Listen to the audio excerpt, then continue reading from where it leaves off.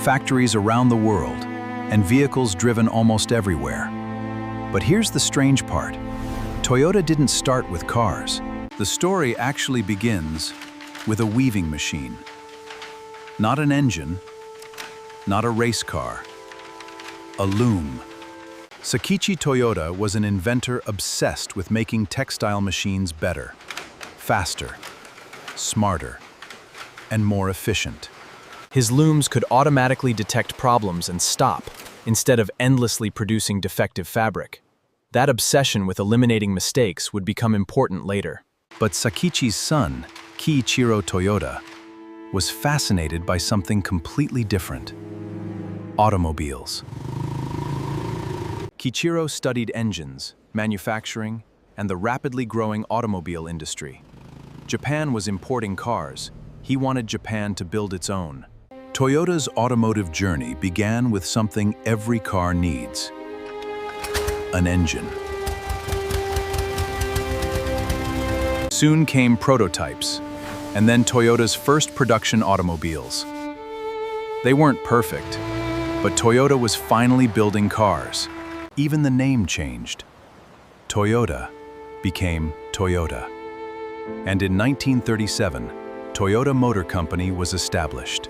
But Toyota had entered the automobile business at one of the most difficult moments imaginable. A global conflict was approaching, and everything was about to change. During the war years, civilian car production gave way largely to military needs. Then, Japan's economy was devastated. After the war, Toyota had to rebuild in a country struggling, with shortages and economic hardship. Then came a financial crisis. Toyota struggled with cash, sales were weak, and the company came dangerously close to failure. The crisis forced Toyota to change. It couldn't afford massive waste. It couldn't afford unnecessary inventory. It had to become smarter. Instead of simply copying giant American factories, Toyota began developing a different manufacturing philosophy. Build only what was needed. Parts would arrive when production needed them, not months before. Less inventory, less waste, greater efficiency. And when something went wrong, the goal wasn't to hide it. Stop. Find the problem. Fix it. Small improvements, repeated again and again, could create enormous results. This became part of Toyota's manufacturing DNA. Toyota wasn't only learning how to manufacture efficiently, it was also building vehicles designed to survive difficult conditions. One of those vehicles evolved into a legendary name: Land Cruiser. Durability was becoming part of Toyota's identity. Toyota then looked toward one of the world's most important car markets: America. Toyota's early American cars struggled. Some were too slow and poorly suited to American highways. Toyota had more to learn. But instead of leaving, Toyota studied what customers actually wanted. Then it came back stronger. Then, in 1966, Toyota launched a car that would change the company forever: the Corolla. Affordable, efficient, practical, reliable. The formula wasn't glamorous, but it worked. Then the world changed again. Fuel prices surged in the 1970s, and suddenly, huge, thirsty cars weren't so attractive. Toyota's smaller, fuel-efficient cars suddenly made enormous sense. The weakness became an advantage.